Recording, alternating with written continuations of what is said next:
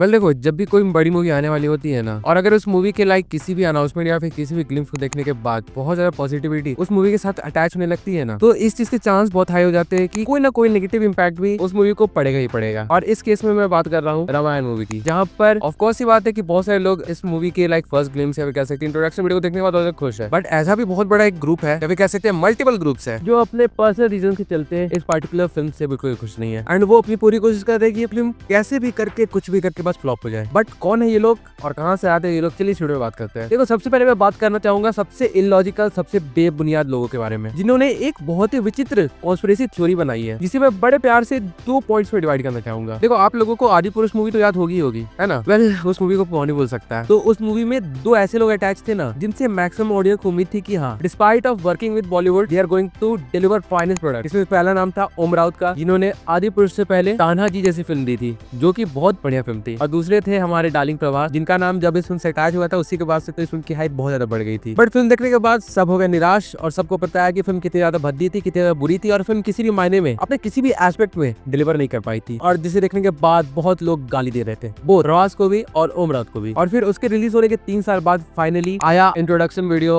Of Ranbir Kapoor and Yash starrer Ramayana का। और इस इंट्रोडक्शन वीडियो को देखने के बाद वो जो कॉन्स्पिरेसी थ्योरी है ना, वो और तेज हो गई। और मैं बता रहा हूँ कि वो कॉन्स्पिरेसी थ्योरी क्या है, आपको बड़ा मजा आएगा सुनने में। देखो, असल में जिन लोगों ने इस कॉन्स्पिरेसी थ्योरी को बनाया ना, उनका मानना ये है ना कि बॉलीवुड ने जानबूझ के अपना 500 से 700 करोड़ रुपए का खर्चा किया था आदि पुरुष बनाने में, ताकि वो सिर्फ और सिर्फ प्रभास और ओम राउत को डिफेम कर सके और उनका करियर बर्बाद कर सके। क्योंकि पोस्ट पैंडेमिक ऐसा हाल हो चुका था बॉलीवुड का, जहाँ पर कोई भी ऑडियंस उनकी फिल्म देखना नहीं चाह रही थी। इसलिए उन्होंने 2 ऐसे लोगों को बुलाया जिनसे ऑडियंस को थोड़ा बहुत भरोसा था, despite there working with Bollywood. और बॉलीवुड ने लोगों के साथ स्कैम कर दिया, and Adipurush turned out to be a mega disaster film. और उसके बाद बॉलीवुड ने वापस से एक और रामायण मूवी बना दी, जिसके पहले ग्लिम्स के बाद लोग बॉलीवुड की वापस से तारीफ कर रहे हैं, या फिर कह सकते हैं इन अ वे रामायण मूवी की तारीफ कर रहे हैं, जिसमें मैक्सिमम बॉलीवुड का इन्वॉल्वमेंट है। And so called conspiracy theory के अकॉर्डिंग बॉलीवुड ये चाहता है कि ऑडियंस इस रामायण मूवी के बाद वापस से बॉलीवुड से उस तरह से कनेक्ट हो जाए जैसे वो पहले हुआ करते थे। मतलब हद होती है किसी चीज की, यहाँ पर उस चीज को भी एक लेवल आगे करके, या फिर बोल सकते हैं एक्सट्रीम लेवल पे जाकर इस कॉन्स्पिरेसी थ्योरी को जन्म दिया गया है। चलो बढ़िया है। मतलब कई बार सोचता हूँ मैं भी कि कोई इंसान कितना वेला हो सकता है कि उनके दिमाग में ऐसी कॉन्स्पिरेसी थ्योरीज लाइक जन्म आती है। चलो, ये तो हो गई एक बात। इसके बाद में हम आते हैं दूसरे बात पे, जहाँ पे इस फिल्म को हेट इसलिए किया जा रहा है क्योंकि इस फिल्म में जो लीड एक्टर है, मतलब जो भगवान श्री राम का रोल प्ले करने वाले हैं, रणबीर कपूर, लोगों को इनसे दिक्कत है। और उसका कारण क्या है? आज से कई साल पहले, मतलब 2011 में जब उन्होंने पब्लिकली ये बोल दिया था कि he loves to eat beef. यहाँ पर हाँ, मैं मानता हूँ कि उन्हें पब्लिक प्लेटफॉर्म पे ऐसी बातें नहीं बोलनी चाहिए, बट ही डिड। और उसके बाद से आज तक चाहे कोई भी कारण हो, इस पार्टिकुलर चीज को लेके उन्हें ट्रोल किया जाता है। जबकि रणबीर कपूर ने ये वापस से क्लैरिफाई भी कर दिया है कि इस फिल्म को अपना पूरा डेडिकेशन देने के लिए वो प्रोफेशनल ट्रेनिंग तो ले ही रहे हैं, लेकिन उसके अलावा उन्होंने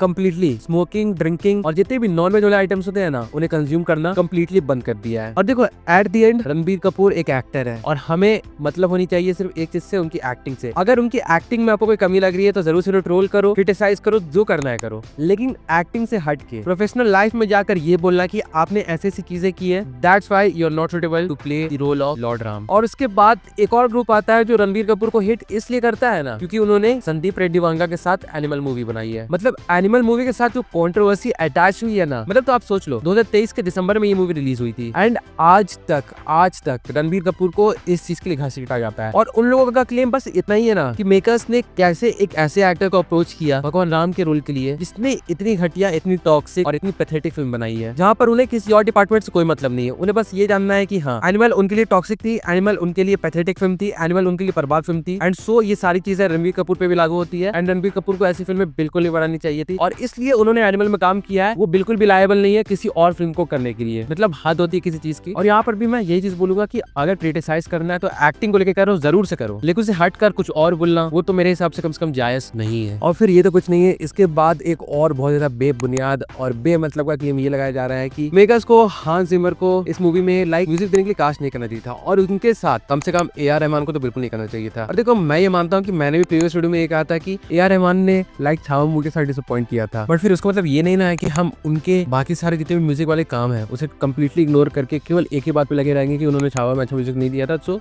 उन्हें रामायण में किसी भी तरीके से काम नहीं करना चाहिए। और हांस जिमर सर के साथ तो अलग ही कंट्रोवर्सी अटैच है, मतलब कंट्रोवर्सी नहीं, उसे एक तरीके से नेगेटिविटी कह सकते हैं, जहाँ पर कई लोगों का ऐसा क्लेम है ना कि हांस जिमर जो है वो इंडिया से बिलोंग नहीं करते, मतलब वो फॉरेन सॉइल से है, तो उन्हें लिटरली कोई आइडिया नहीं है कि इंडियन हिस्ट्री में किस तरीके की म्यूजिक लाइक एग्जिस्ट किया करती थी या फिर कौन कौन से इंस्ट्रूमेंट्स यूज किया करते थे। इसके चलते जो ऑथेंटिसिटी होती है ना और छोटी जो रियलिज्म वाली बात होती है वो इनके म्यूजिक में टोटली मिसिंग लग रही है। और देखो मैं फिलहाल के लिए कह सकता हूँ कि हाँ आपकी बात कई हद तक सही भी है, लेकिन आप ये भी सोचो कि अगर इस फिल्म को लाइक नेशनल बाउंड्रीज को तोड़ के और कई सारे बैरियर्स को हटाकर अगर ग्लोबल ऑडियंस तक अपने आप को पहुंचाना है तो कुछ कुछ चीजों को थोड़ा इग्नोर करना पड़ेगा। और जिस तरीके की म्यूजिक हमने अभी तक सुना है इंट्रोडक्शन वीडियो में, उससे तो इस साफ पता चल रहा है कि वो इस मूवी की ग्रांडनेस को डिपिक्ट कर रहा है। जहां तक अगर कहा जाए तो इस फिल्म का म्यूजिक जो है ना वो काफी हद तक गेम ऑफ थ्रोन्स या फिर कह सकते हैं Lord of the rings trilogy है ना, उनमें जिस तरीके की म्यूजिक यूज की गई थी ना, जो उन सीरीज और उन मूवीज की जो एपिकनेस थी ना उसे बयां करती थी और उसे दर्शाती थी, उसी तरीके का म्यूजिक या फिर कह सकते हैं एग्जैक्ट म्यूजिक यहाँ पे लाइक क्रिएट करने की कोशिश की गई है। और मानो ना मानो ये चीज जो बाकी सारे ऑडियंस है ना, ग्लोबल ऑडियंस, उन्हें केटर करेगी, क्योंकि जितनी भी ट्रेडिशनल म्यूजिक है ना उसे हम सुन ले, उसे हम कितना भी अप्रिशिएट कर ले, लेकिन जरूरी नहीं है कि हमारे अलावा बाहर जितने भी लोग हैं सब लोग उस चीज से वैसे ही फील कर पाए जैसे हम इंडियन रूट्स के साथ फील करते हैं। इसलिए ये सोचना गलत नहीं होगा कि जिस तरह की म्यूजिक हांस जिमर सर और ए आर रहमान सर दे रहे हैं ना वो ग्लोबल ऑडियंस को टारगेट करके है। और अभी तक तो हमें सिर्फ इस पूरी मूवी का एक पीस सुनने को मिला है, अभी तो ना जाने कितने सारे म्यूजिक पीसेस उन्होंने क्रिएट करके रखे होंगे जो अलग अलग सीन्स में अलग अलग कैरेक्टर्स को इंट्रोड्यूस करते हुए यूज किए जाएंगे। तब जाके हम कह सकते हैं अगर हमें इसकी म्यूजिक से कुछ डाउट हुआ तो ऑफकोर्स सी बात है, आप आराम से क्रिटिसाइज कर सकते हैं, उसमें कोई रोक टोक नहीं है। लेकिन फॉर द टाइम बिंग जब तक मूवी आ नहीं रही है तब तक थोड़ा बहुत ऑप्टिमिस्टिक रह लिया जाए तो उसमें कोई नुकसान तो नहीं होगा। आफ्टर ऑल हांस जिमर सर भी अगर इस फिल्म में है, उसके अलावा मैड मैक्स फ्यूरी रोड के जो एक्शन डायरेक्टर है वो भी इस फिल्म में काम कर रहे हैं, और डायरेक्ट जिसने